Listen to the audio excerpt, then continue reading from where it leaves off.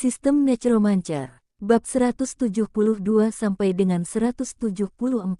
Bab 172. Saya punya potret. Pertempuran berlangsung sekitar setengah jam. Bangunan itu berangsur-angsur menjadi sunyi, dan semua kerangka bersiaga, memenuhi halaman. Wu Heng membawa Li Yahong dan beberapa kerangka, keluar dari mobil dan berjalan mendekat. Pertama, ambil pembakar dupa dari sudut satu sisi. Kemudian dia berjalan langsung ke halaman. Mayatnya telah dipotong-potong, dan penampakan kematiannya cukup menyedihkan. Hampir tidak mungkin membedakan mana pemimpin berambut panjang dan mana adik biasa. Daging dan darahnya kabur, dan bentuk manusia hampir tidak terlihat. Wu Heng menundukkan kepalanya dan menatap tubuh itu. Kemudian dia membawa orang-orang itu langsung ke gedung di belakang. Seluruh bangunan dipenuhi dengan segala macam kebutuhan sehari-hari, dan terlihat seperti gudang yang berantakan. Tetapi materi yang dikumpulkan juga banyak. Biji-bijian, minyak, nasi dan mie, serta banyak air mineral dan makanan ringan. Tampaknya sebagian besar harta rampasan di desa telah dijarah oleh orang-orang ini. Tidak heran semuanya terlihat sangat bagus. Ada juga niat merampok di mana-mana. Biarkan orang menggeledah tempat ini dan menaruh semua yang bisa dibawa ke dalam truk. Mari kita istirahat di sini untuk malam ini dan menunggu sampai fajar besok pagi sebelum pergi. Biji-bijian ini juga merupakan panen besar dan dapat menopang pangkalnya dalam waktu yang lama. Li Yahong mengangguk dan segera turun untuk memberitahu orang-orang agar mulai memindahkan materi ke sini. Qiangzi dan yang lainnya keluar dari mobil dan mulai memindahkan barang. Li Yahong kembali dan berkata, mereka bilang tidak apa-apa tinggal di dalam mobil. Mereka tidak mau tinggal di gedung karena tidak sebersih mobil. Oke, ayo kita tinggal di mobil dulu. Semua orang mulai sibuk. Setelah menggeledah tempat ini secara menyeluruh, kami memeriksa kembali status kendaraan dalam kegelapan. Biarkan semua orang kembali ke mobilnya untuk beristirahat. Keesokan harinya akan subuh. Iring-iringan mobil melaju keluar desa dan sampai di pasar di luar desa. Mulailah mencari persediaan dari toko-toko di kedua sisi. Li Yahong, Qiangzi dan lainnya mulai menyerbu toko-toko rajutan dan supermarket kecil. Harga rumah di sekitar desa murah. Luas tokonya juga cukup luas. Sebagiannya berupa toko di depan, dengan gudang kecil tepat di belakangnya. Perbekalannya tidak kalah dengan saat mencari di wilayah kota, dan semuanya dibawa ke dalam mobil. Wu Heng membawa beberapa kerangka, memasuki koperasi kredit pedesaan. Tanah berlumuran darah, ternoda iklan beberapa produk keuangan. Mungkin menemukan lokasi gudang, mengeluarkan kunci perunggu dan langsung membuka pintu dan masuk. Brankas cadangan dibuka, dan di dalamnya terdapat kwitansi kertas, uang tunai, dan beberapa barang kertas yang mirip dengan koin peringatan. Saya tidak tahu kegunaannya. Saya menemukan 2 batangan emas seberat 10 gram. Singkirkan emas batangan dan lanjutkan pencarian di kantor di lantai atas. Di 2 kamar, saya menemukan teh, anggur, dan rokok, dan membawanya ke bawah. Lihat Wu Heng keluar. Li Yahong menjelaskan beberapa patah kata, berjalan mendekat, dan berkata, ada beberapa gudang, dan mungkin baru selesai tengah hari. Wu Heng menyerahkan rokok dan anggur padanya dan berkata, bergeraklah sebanyak mungkin, jika tidak, saya harus melakukan perjalanan lagi. Sekalipun barang-barang itu bisa dipindahkan, mayat-mayat yang berserakan di tanah masih perlu diangkut kembali. Ini adalah sumber pasukan kami sendiri. Bahan digunakan untuk mempertahankan kehidupan para penyintas, tetapi sumber daya militer adalah fondasi dari diri sendiri. Baik, Li Yahong setuju. Keduanya berdiri bersama dan terus mengobrol tentang hal lain. Di sisi lain, tempat berkumpulnya di desa. Ketuk-ketuk-ketuk gelombang. Satu orang bergegas kembali dan memasuki markas. Dia pergi ke sebuah ruangan tanpa henti. Dia langsung membuka pintu dan berkata dengan terengah-engah, Yang Zilong dan yang lainnya. Yang Zilong adalah pemimpin perlindungan utara. Kedua belah pihak sering berebut pasokan, dan bahkan lebih sering terjadi korban jiwa. Tetapi jelas bahwa ada lebih banyak laki-laki di pihak lain, dan pihak ini selalu berada dalam posisi yang dirugikan. Saya mendengar Yang Zilong. Orang-orang di ruangan itu berdiri serempak, memegang senjata di tangan mereka dan terlihat serius. Mereka datang, tanya seseorang. Tidak, tempat berkumpulnya mereka hilang. Tidak ada lagi. Semua orang mengerutkan kening, memahami apa maksudnya. Ya, sudah hilang. Pintunya terbuka, dan separuh dinding rumah di dalamnya telah dibongkar. Semuanya hilang, dan tidak ada orang yang tersisa. Orang yang memberitakan berita itu berusaha keras menjelaskan. Wajah orang-orang yang mendengarkan menunjukkan kebingungan. Tempat perlindungannya hilang dalam satu malam. Bagaimana bisa? Sekelompok mayat. Seseorang berpikir sejenak dan berkata. Utusan itu menggelengkan kepalanya dan berkata, "Tidak, saya juga tidak mendekat. Saya melihat ke pintu yang terbuka dari kejauhan. Berhentilah menebak-nebak, ayo pergi dan lihat bersama." Beberapa orang mengambil senjatanya dan memanggil yang lain di halaman. Setelah meninggalkan rumah, segera bergegas menuju tempat berkumpul di utara. Ketika saya tiba, saya bahkan lebih terkejut lagi. Benar saja, seluruh area itu sepi. Tembok yang semula dijaga dengan baik kini kosong, dan masih ada bekas api yang gelap. Pintunya terbuka, dan pelat besi padatnya penyok dan berlubang. Rasanya seperti ditembak peluru meriam.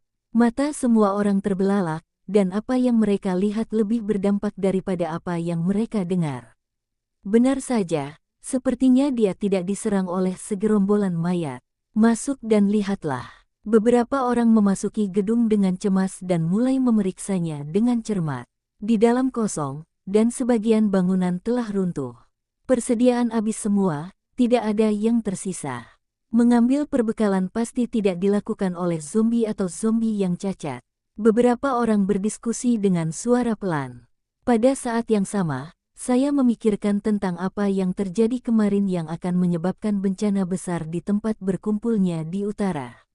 Mungkinkah sekelompok orang yang menjemput Bibi Yang? Orang-orang lainnya juga memikirkan hal ini, dan mata mereka sedikit melebar. Akan lebih baik jika kita pergi bersama mereka saat itu juga. Jangan dipikir-pikir, cari saja di sini untuk melihat apakah masih ada item berguna yang tersisa. Bagus. Orang-orang berpencar dan mulai menggeledah ruangan. Ini mungkin bukan persediaan makanan. Sepeda motor yang ada di halaman dan beberapa senjata yang tertinggal juga dapat dimanfaatkan kembali. Hari sudah menjelang senja. Konvoi yang membawa berbagai perbekalan kembali ke penjara. Semua orang keluar untuk menyambutnya dengan gembira, dan kemudian mulai mengambil inisiatif untuk memindahkan material ke dalam mobil. Wu Heng kembali ke gedung kantor tempat dia tinggal. Serahkan 6 inti mayat tingkat pertama yang baru diperoleh ke beberapa kerangka alkimia. Kerangka alkimia mengambilnya dengan hormat dan menyegelnya ke dalam toples organ. Sisi gelombang. Interkom berdering, dan suara Li Yahong keluar. "Saya datang." Wu Heng berkata kepada Basen di sampingnya bahwa dia masuk. Basen turun ke bawah, dan ketika dia kembali, dia datang bersama Li Yahong. Li Yahong sepertinya memakai riasan tipis dan memiliki aroma samar di tubuhnya. "Mencariku. Nah, ini untukmu." Wu Heng mengeluarkan sebotol ramuan kekuatan dan menyerahkannya padanya. Li Yahong mengangkat alisnya, memegangnya di tangannya, dan melihatnya dengan rasa ingin tahu. "Apa? Bukankah terakhir kali saya mengatakan bahwa saya ingin mengambil inti mayat? Ini adalah obat yang dikembangkan menggunakan inti mayat. Obat jenazah tanpa efek samping. Di stasiun utama, saya khawatir tidak ada teknologi seperti itu." Li Yahong memegang ramuan itu dan tidak dapat mempercayainya. "Apakah kamu takut aku akan menyakitimu?" Wu Heng berkata dengan bercanda. "Tidak, aku hanya sedikit terkejut." Li Yahong membuka sumbatnya dan langsung meminumnya. "Tenggorokanku tercekat, dan aku menelan seluruh botol obat." Dan detik berikutnya, tubuh Li Yahong mulai memerah, dan seluruh tubuhnya mulai sedikit gemetar saat dia berdiri. Adegan ini juga mengejutkan Wu Heng. Segera melangkah maju dan mendukungnya. Alkimia No. 1. Teriak Wu Heng. Alkimia nomor 1 datang dari kamar sebelah. Dia memeriksa kondisi Li Yahong, lalu berbalik dan pergi. Wu Heng tertegun sejenak dan hendak mengatakan sikap seperti apa yang kamu miliki. Gejala Li Yahong mulai menghilang dengan cepat dengan mata telanjang, dan seluruh tubuhnya kembali normal. Wu Heng bertanya, bagaimana perasaanmu? Li Yahong berkata, otot saya hanya sedikit sakit. Rasanya seperti saya berlari 3000 meter ketika saya masih di sekolah. Sakit sekali. Pelan-pelan saja, itu artinya ototmu sedang berkembang. Apakah aku sudah membangkitkan kekuatanku? Li Yahong bertanya. Wu Heng meliriknya, apakah kamu merasa menjadi lebih kuat dalam hal apapun? Saya tidak merasakan apapun. Ini adalah inti mayat tingkat pertama. Peluang untuk membangkitkan kekuatan super rendah. Anda perlu beradaptasi dengannya untuk sementara waktu.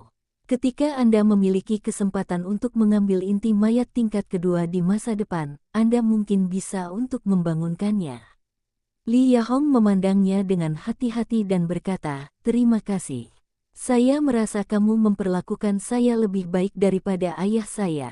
Ahem gelombang. Kamu bisa memanggilku seperti itu secara pribadi. Kamu gelombang. Li Yahong mengangkat tangannya seolah ingin memukul seseorang, tapi akhirnya meletakkannya, itu tergantung kemampuanmu. Pastikan untuk beristirahat setelah kamu kembali. Besok kami akan mengatur konvoi untuk mengangkut semua mayat sepanjang perjalanan pulang. Oke. Terima kasih. Wu Heng mengangguk, ngomong-ngomong, kamu tidak boleh memberitahu siapapun tentang ramuan itu, bahkan orang-orang di bawahmu, jika tidak, akan ada banyak masalah. Aku tahu. Li Yahong mengangguk, berpikir sejenak, lalu bertanya, apakah perlu membicarakan inti mayat? Inti mayat, masih bisa dikatakan. Anda bisa mengatakan bahwa Anda mengambil inti mayat secara normal dan lolos begitu saja. Oke, saya kembali dulu. Kendaraannya perlu diperiksa ulang malam ini. Oke, sebelum berangkat, Li Yahong menghampiri, mencium pipinya dengan cepat, berbalik dan lari. Wu Heng berdiri di depan pintu, memperhatikan punggung pihak lain perlahan-lahan menghilang. Dia sendiri melewati gerbang perbatasan dan kembali ke kota Luntam. Keesokan harinya, kota Urentam, ruang bawah tanah persekutuan. Kapten, Tuan Kapten, mohon minta asosiasi untuk melepaskan saya. Baru saja memasuki ruang bawah tanah. Dari kandang di satu sisi terdengar suara ratapan dan tangisan. Pemimpin, geng Cakar Kalajengking, yang dulunya adalah pria yang mendominasi, kini jorok dan dipenuhi rumput liar. Telah dikurung selama 3 hari. Saya merasa berat badan saya turun banyak. Wu Heng duduk di bangku kayu di luar sangkar besi, memandangnya, dan bertanya, apakah kamu tidak memikirkan siapapun akhir-akhir ini? Pasti geng lain yang menjebakku, pasti seperti ini. Pihak lain masih berteriak, apakah orang-orangmu sudah menemukan hasil? Wu Heng terus bertanya, tidak ada gunanya mengurung orang seperti itu. Tetapi kita tidak bisa membiarkannya begitu saja. Setidaknya kita tidak bisa membiarkannya sampai ada hasil yang jelas. Pihak lain juga duduk di tikar jerami di dekatnya dan berkata, saya meminta bawahan saya untuk menanyai semua orang yang menonton hari itu, tetapi belum ada hasil. Pada saat ini, pintu penjara bawah tanah dibuka. Seorang penjaga masuk bersama seorang pria yang mengenakan pakaian geng. Melihat Wu Heng duduk di sini, penjaga berinisiatif untuk menyapa, Kapten Wu Heng. Pria ini adalah anggota geng Cakar Kalajengking dan ingin bertemu dengan tahanan itu. Baiklah, serahkan ini padaku, kata Wu Heng. Penjaga itu mengangguk dan berbalik untuk pergi. Para anggota geng berdiri di samping dengan hati-hati. Dia tidak berbicara untuk waktu yang lama. Pemimpin kandang berkata, ada apa? Sebaiknya kamu bicara saja. Adik laki-lakinya berkata, bos, kami pergi dari rumah ke rumah dan menanyakan situasi hari itu, tetapi kebanyakan dari mereka. Dari mana asalmu dengan semua omong kosong ini? Cepat katakan. Adik laki-lakinya menyembunyikan semua omong kosong itu. Dia segera berkata, satu demi satu identifikasi, saya akhirnya menemukan orang mencurigakan yang tidak tinggal di dekat daerah kami. Seperti apa rupanya? Tahukah kamu? Pemimpin geng Cakar Kalajengking terus bertanya. Saya meminta seseorang untuk menggambar berdasarkan penceritaan kembali. Dia berkata dan mengeluarkan sebuah gulungan. Setelah membukanya, itu adalah seorang pria paruh baya dengan wajah persegi dan janggut panjang. Scorpion Clipper menatap bosnya dan mengerutkan kening, saya belum pernah melihatnya sebelumnya. Wu Heng juga melihatnya, tapi tiba-tiba rasanya agak familiar. Dia mengidentifikasinya dengan hati-hati dan mengerutkan kening sejenak. Kota Blackstone, Kapten Tim Utama, Anel. Dia juga datang ke Kota Luntam. Bab 173. Konsorsium dapat melindungi Anda. Dari segi potret, ada beberapa perbedaan dari Arnel Kota Blackstone sebelumnya. Dia memiliki janggut dan rambutnya lebih panjang dari sebelumnya, tapi garis wajahnya masih dapat dikenali. Mungkin dia bukan kapten dan telah mengalami depresi selama beberapa waktu, atau dia mungkin berdandan seperti ini untuk menyamar. Namun yang pasti dia adalah rekan lamanya, Anel. Dia sudah lama tidak bergabung dengan asosiasi Blackstone, dan dia tidak banyak berhubungan dengan Anel. Titik utama konflik di antara mereka terletak pada Diakon, Yat. Pada saat itu, rencana Yat melawannya gagal, dan Anel, yang menjaga pintu, menyerangnya. Yang pasti Anel adalah teman dekat Yat. Ketahui beberapa rencana. Serangan Anel tidak berhasil, dan dia khawatir masalah tersebut akan terungkap, jadi dia langsung meninggalkan kota Blackstone setelah meninggalkan surat kepada tim. Katanya dia akan kembali ke kampung halamannya. Tetapi sekarang tampaknya dia tidak melakukan apa yang dia katakan dalam surat itu. Datanglah ke kota Luntam. Dia meninggalkan kota Blackstone lebih awal dari dirinya, dan mungkin tiba di kota Luntam lebih awal. Hal ini membuat Wu Heng mulai meragukan tujuannya datang ke sini lagi. Adapun pembunuhan terakhir, apakah itu terjadi secara tidak sengaja atau sudah dipersiapkan sebelumnya? Kapten, apakah Anda mengenalnya? Pemimpin geng Cakar Kalajengking bertanya pada Wu Heng setelah mengidentifikasi potret itu. Saya tidak mengenalnya, pernahkah Anda melihatnya sebelumnya? Wu Heng menggelengkan kepalanya dan bertanya. Anel, terkait soal diambilnya dia dari tubuhnya. Di kota Blackstone, dia tidak ingin hal ini menjadi terlalu jelas, dan dia merasakan hal yang sama sekarang. Pemimpin memandang adik, laki-lakinya, berhenti menggambar. Bos, lihat apa yang kamu katakan. Jika orang itu tidak tahu, maka dia hanya mengatakan dia tidak tahu. Itu hanya mengada-ada apa yang dilakukan seseorang. Ya, itu benar. Pemimpin Scorpion Claw duduk di atas tikar jerami dan berpikir sejenak, lalu melanjutkan, Kapten, masalah ini pasti ada hubungannya dengan anak ini. Mengapa Anda tidak pergi dan memberitahu Diaken bahwa kami telah menemukan petunjuk? Anda harus menangkap seseorang untuk menebus kesalahan Anda. Jika Anda menangkap orang ini, Anda tidak perlu khawatir, bukan?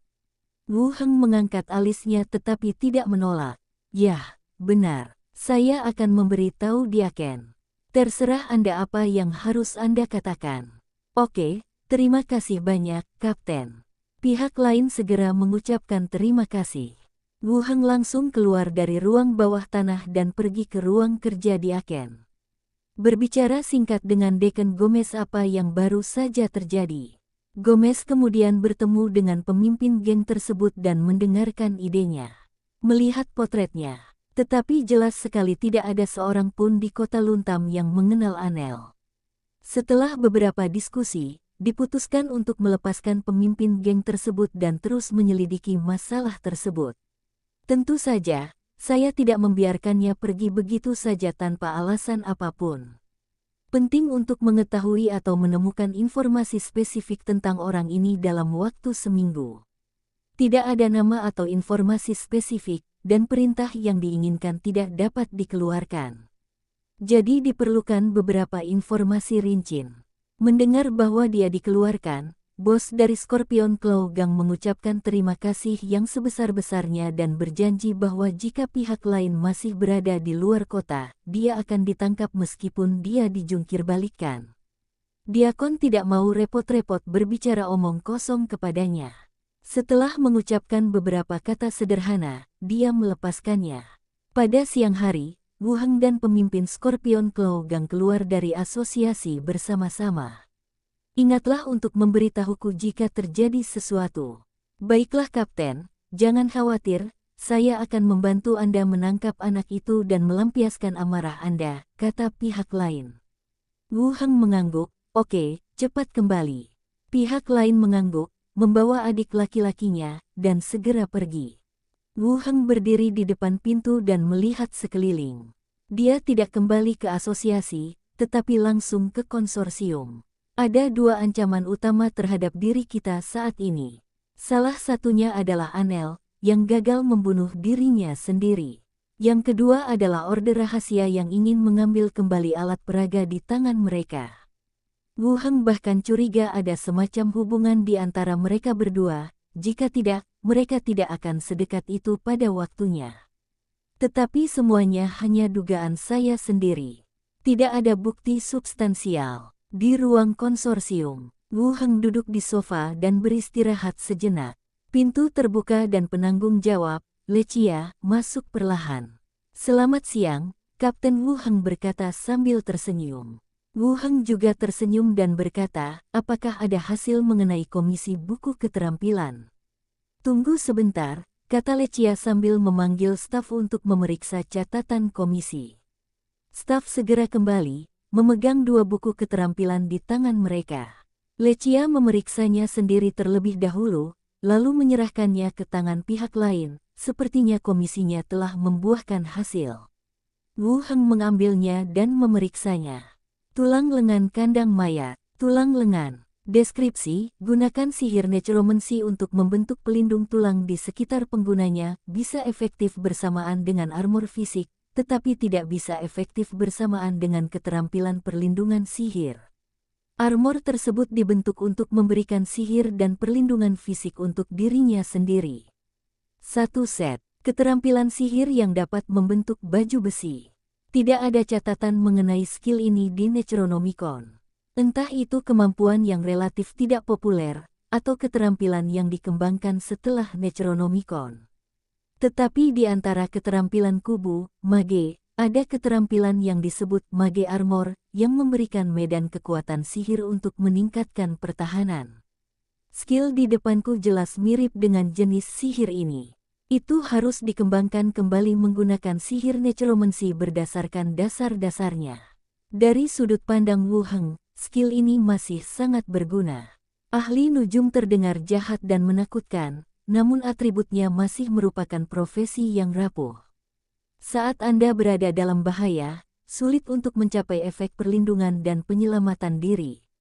Keterampilan magis yang dapat menghasilkan armor sebagian besar menutupi kelemahan ini. Dapat mengurangi risiko tertentu. Lanjutkan untuk melihat keterampilan kedua.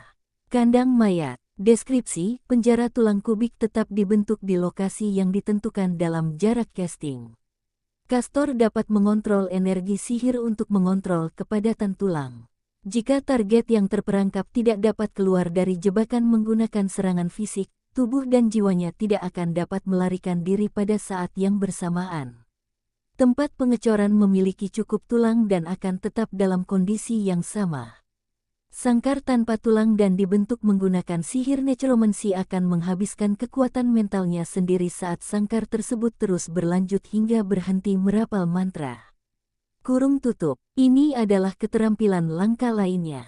Sepertinya aku telah membaca pengantar terkait di Necronomicon, tapi aku tidak dapat mengingatnya dengan jelas. Saya tidak tahu apakah saya bisa belajar pada level saya saat ini. Hal-hal yang dikumpulkan konsorsium kali ini sungguh mengesankan. Kedua keterampilan yang diperoleh lebih praktis dan maju dibandingkan sebelumnya. Efek dari Death Catch juga sangat sederhana dan mudah dimengerti. Gunakan sihir necromancy untuk membentuk penjara tulang di dalam area casting. Begitu target terjebak dan lawan tidak dapat mendobrak sangkar melalui cara fisik, tidak hanya tubuhnya yang tidak dapat keluar, bahkan jiwanya pun tidak dapat lepas dari sangkar tersebut. Dengan kata lain, meskipun targetnya berada di dalam sangkar, dia tidak dapat melarikan diri sebagai jiwa. Ini juga berarti bisa memenjarakan hantu. Aspek ini cukup kuat. Begitu lawan terjebak, akan sulit mendapatkan kesempatan untuk melarikan diri. Saya harus mengatakan bahwa skill ini masih sangat kuat, khususnya untuk menjebak jiwa. Tidak mungkin menyerahkan tubuh dan melarikan diri. Setelah membaca kedua keterampilan tersebut, letakkan kembali di atas meja. Kaki giok Lechia disilangkan, dan betis putih lurus terlihat di bawah roknya. Dia berkata dengan lembut, "Kapten Wu Heng, apakah Anda puas dengan buku keterampilan?" Wu Heng melihatnya sekilas, mengangguk dan berkata, "Saya cukup puas. Komisi ini memakan waktu lebih lama, dan aku sangat khawatir kamu tidak akan puas." Lechia menepuk dada montoknya. Tidak seorang pun bermaksud menunda masalah ini. Ya, Lechia mencondongkan tubuh ke depan, memperlihatkan dua jurang penuh dan terjepit di bawah gaun V-nya yang dalam. Dia berkata dengan nada centil, "Kapten, saldonya adalah 330 koin perak." Kedua buku keterampilan ini tidak diperoleh begitu saja dari. Wu Heng tersenyum dan mengangguk, menunjukkan koin perak yang sesuai dan menyerahkannya, dan melanjutkan, "Anda masih akan membantu saya mengumpulkan buku keterampilan di masa depan. Uang tidak menjadi masalah, dan waktunya harus dipersingkat sebanyak mungkin." "Baik, Kapten." Lechia menyimpan uangnya dan mengisi surat kuasa baru. Dia mengangkat kepalanya dan menoleh dengan sepasang mata yang indah, "Saya dengar Kapten mendapat masalah akhir-akhir ini." Wu Heng terkejut dan menyadari bahwa dia sedang membicarakan Anel. Dia mengangguk dan berkata, "Ya, saya tidak tahu siapa yang menembakkan panah ke arah saya ketika saya sedang menjalankan misi. Saya belum menemukan orang itu. Sebenarnya, utusan lapangan, asosiasi itu sangat berisiko. Mereka menghadapi penjahat dan penjahat yang dicari. Mereka bisa mencapai level kapten, dan mereka memiliki lebih banyak atau lebih sedikit musuh." Lechia melihat kebingungan di matanya dan melanjutkan, Saya penasaran. Dengan sumber daya keuangan Anda sepertinya tidak membutuhkan posisi ini, jadi mengapa mengambil risiko ini?" Wu Heng mengerti maksudnya. Bahkan, ia juga berpikir untuk melepaskan statusnya sebagai asosiasi profesi. Membuka toko kecil sendirian, dengan seorang pelayan menunggu di sisimu, hidup sebenarnya cukup menyenangkan. Tetapi jika dipikir-pikir baik-baik, sebenarnya tidak sesederhana itu. Dunia ini sangat kacau, dengan perkelahian, perampokan dan pembunuhan, dan bahkan di pihak orc, ada pertempuran antar suku. Banyak orang meninggal dalam situasi ini setiap hari. Jika Anda kehilangan status sebagai kapten asosiasi, Anda hanya akan mendapat lebih banyak masalah. Mungkin jika Anda membuka toko hari ini, semua geng akan datang besok untuk menimbulkan masalah. Sepertinya dia mengambil banyak risiko dengan bekerja di asosiasi. Demikian pula, dia adalah kapten asosiasi, dan asosiasi adalah pendukungnya. Kecuali penjahat, tidak ada seorang pun yang ingin dimasukkan ke dalam surat perintah pencarian dengan mudah. Tanpa identitas ini, Anda harus mengandalkan diri sendiri untuk menghadapi musuh apapun yang Anda temui. Pada saat itu, akan menjadi situasi pertarungan jika Anda bisa menang, dan mati jika Anda tidak bisa, tanpa ruang untuk bermanuver sama sekali. Wu Heng melirik wanita yang masih menunggu jawabannya, tersenyum dan berkata, "Asosiasi merekrut saya ketika saya dalam kesulitan, bagaimana saya bisa pergi dengan mudah?" Kaptennya cukup ramah. Lechia memuji secara profesional dan melanjutkan, "Jika suatu hari nanti benar-benar ada bahaya, dan asosiasi tidak bersedia melindungi Anda dapat datang langsung ke konsorsium, dan konsorsium dapat melindungi Anda." Keamanan. Wu Heng mengangkat kepalanya, dengan sedikit keraguan dan keterkejutan di matanya. Bab 174. Jaga jarak. Wu Heng mendongak kaget. "Saya melihat mata besar indah orang lain, menatapnya dengan serius. Lechia melanjutkan, Kapten Wu Heng, saya serius. Belum lagi saya bisa menangani masalah ini untuk Anda, tetapi masih tidak ada masalah dalam mengirim Anda keluar dari kota Luntam. Wu Heng juga tersenyum dan berkata, terima kasih banyak. Saya merasakan kebaikan Nona Lechia. Jika Anda membutuhkan bantuan saya akan melakukan yang terbaik. Penanggung jawab konsorsium lokal masih memiliki bobot yang cukup. Janji yang dia buat pada dirinya sendiri tidak dibuat begitu saja. Hubungan antara saya dan konsorsium termasuk hubungan kerjasama, namun saya tidak menyangka pihak lain akan sangat menghargai saya. Saya tidak tahu kapan itu akan dimulai. Popularitasku di kalangan wanita sepertinya meningkat. Benarkah? Lechia bertanya. Tentu, saya masih memiliki beberapa kekurangan kinerja tahun ini. Dapatkah Anda membantu saya menyelesaikannya? Sial, jatuh ke dalam perangkap.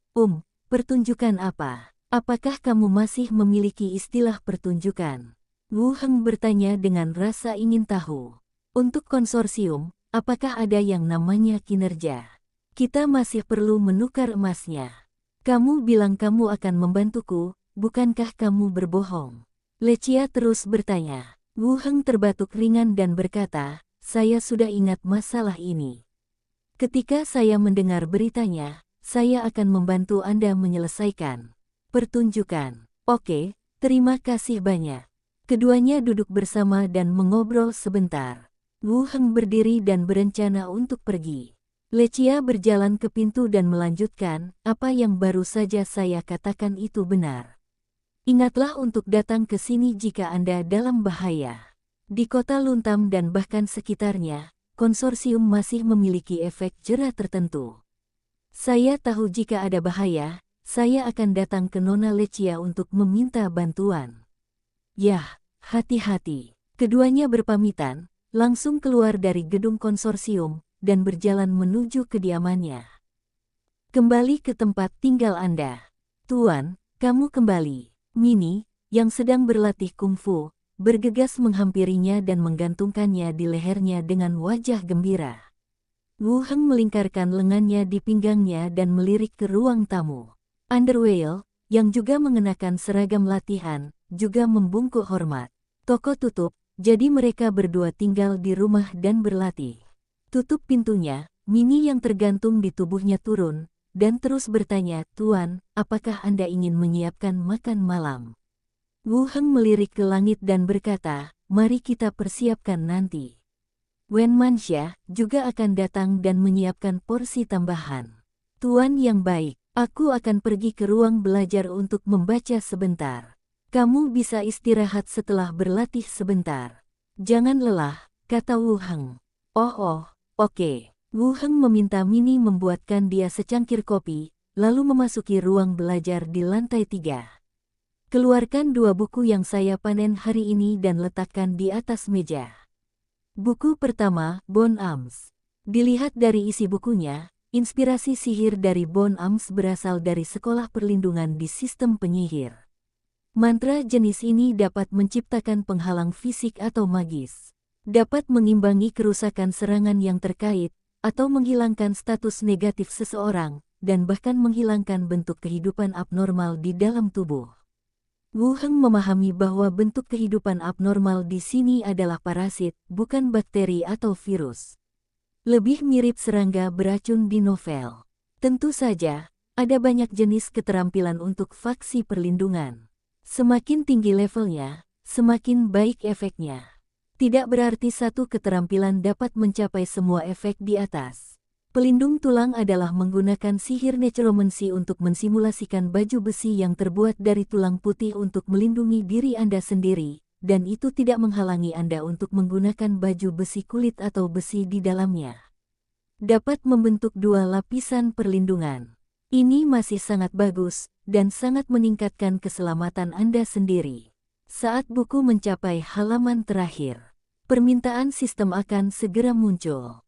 Membuka keterampilan, tulang lengan. Berhasil membuka kunci keterampilan. Wu Heng berdiri dan datang ke tengah ruang kerja. Sebuah pemikiran di benak saya. Sihir necromantik menyebar keluar dari tubuh, membungkus seluruh tubuh seperti tanaman merambat untuk membentuk baju besi yang terbuat dari tulang putih. Bungkus seluruh bagian tubuh. Hanya di bawah helm, ada ruang untuk mata, hidung, dan mulut. Tipe, lebih mirip dengan armor tipe pot besi komposit penuh. Saya mengeluarkan cermin dan melihatnya. Walaupun bentuknya yang terbuat dari tulang putih agak menakutkan, secara keseluruhan rasanya cukup bagus. Cukup tampan. Ini seperti bos besar di akhir permainan, penuh dengan rasa kesegeraan yang kuat. Berdiri di depan cermin dan berpose dua pose. Sihirnya langsung hilang, dan senjata tulangnya perlahan menghilang. Duduklah di meja lagi dan lanjutkan membaca buku keterampilan kedua, Dead Body Cage. Kecenderungan skill kedua lebih dekat dengan mantra evokasi. Gunakan sihir necromancy untuk membuat sangkar yang terbuat dari tulang untuk menjebak atau memenjarakan musuh. Pembentukan sihir dapat dibagi menjadi dua bentuk. Salah satunya adalah sangkar yang terbentuk jika terdapat cukup tulang makhluk hidup. Ia hanya membutuhkan energi mental untuk menyelesaikan mantranya saat merapal, dan dapat disimpan dalam waktu yang lama. Tipe kedua adalah sangkar yang dibuat dengan sihir necromancy, yang dapat menjebak musuh untuk sementara, namun tidak dapat disimpan dalam waktu lama. Setelah pasokan sihir ke dalam sangkar dihentikan, sangkar itu akan runtuh. Sebenarnya, ini bukan masalah besar bagi Wu Heng. Dunia zombie tidak kekurangan mayat. Ini juga dapat dianggap sebagai salah satu keterampilan kontrol saya sendiri. Bacalah keseluruhan buku secara bertahap.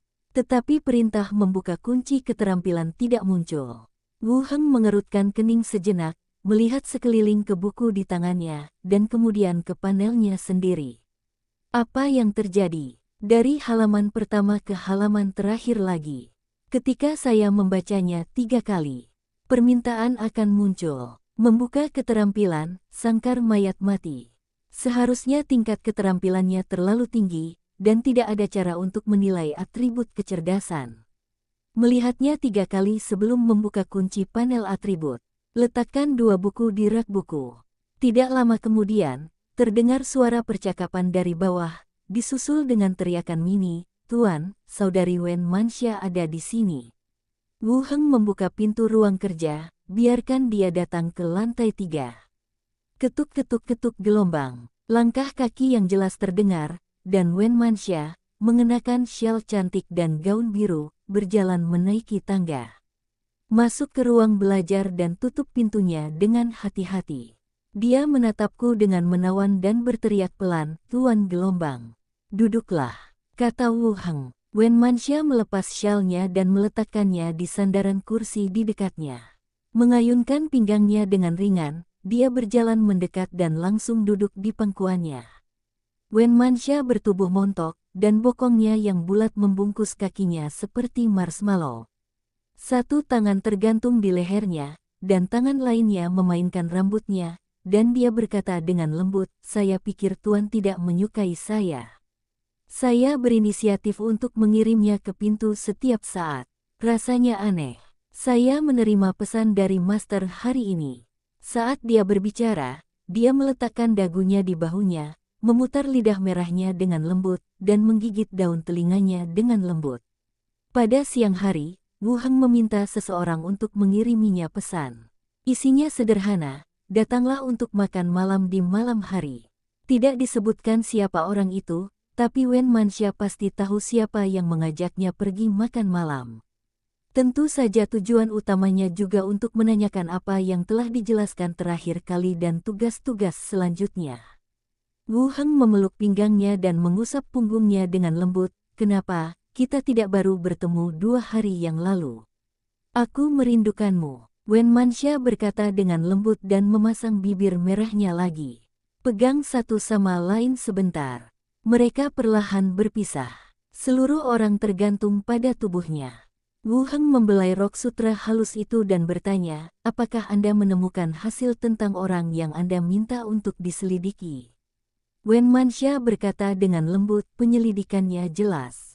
Kedai di luar kota yang Anda sebutkan hanyalah bisnis kecil dan tidak penting bagi pengusaha kaya di kota Jianluan. Menurut informasi yang saya temukan, bisnis tersebut melibatkan senjata toko perhiasan, toko, tentara bayaran, dan geng lokal. Mereka termasuk orang-orang besar. Untuk geng kecil seperti Wen Manxia, pengusaha kaya seperti Jian Luan adalah pendukung keuangan terbesar. Jika suatu saat mendapat dukungan atau pengakuan dari orang-orang seperti itu, Anda tidak akan bisa melejit, tapi Anda bisa langsung lepas dari situasi geng kecil. Dapat ditingkatkan ke beberapa level. Jadi, dia cukup mampu. Mereka adalah salah satu orang terkemuka di kota. Mereka tidak memiliki banyak sumber keuangan. Mereka mendukung kelompok tentara bayaran dan terkait dengan geng lokal. Mereka juga sangat kuat dalam hal kekuatan ringan, terus menjelaskan. Wu Heng mengangguk. Tampaknya, perintah rahasia mata langit ini tidak sederhana. Apakah Anda kehabisan koin emas? Tuan memiliki konflik dengannya. Wen Manxia terus bertanya. Baiklah, kamu tidak perlu mengkhawatirkan masalah ini untuk saat ini. Aku punya tugas lain untukmu. Wen Manxia bersandar sedikit dan bertanya, misi apa? Wu Heng melanjutkan, orang yang membunuh saya terakhir kali memiliki beberapa petunjuk. Geng Cakar Kalajengking dan asosiasi sedang mencarinya. Saya harap Anda dapat menemukannya terlebih dahulu dan membunuhnya atau memberi saya informasi terperinci secara langsung. Wen Manxia mengerutkan kening, dan hasil penyelidikannya keluar. Selama ini, mereka juga menyelidiki masalah ini, tetapi mereka hanya melakukannya secara diam-diam dan sepertinya tidak secepat mereka berada di sana. Siapa dia? Salah satu mantan kapten asosiasi tidak lagi menjadi anggota asosiasi. Dia pernah mengalami beberapa konflik dengan saya sebelumnya. Geng Cakar Kalajengking menyelidiki potret tersangka dan itu pasti dia. Dalam hal pergaulan, segalanya lebih menyusahkan daripada yang dibayangkan. Wen Manxia berpikir sejenak dan melanjutkan, apakah Anda memiliki potret pihak lain? Ya, Wu Heng mengeluarkan potret yang diambil di tabletnya dan menunjukkannya kepada pihak lain. Bagaimana dengan levelnya? Mungkin prajurit level 9 atau 10. Dia awalnya adalah kapten asosiasi dan memiliki pengalaman tempur yang kaya.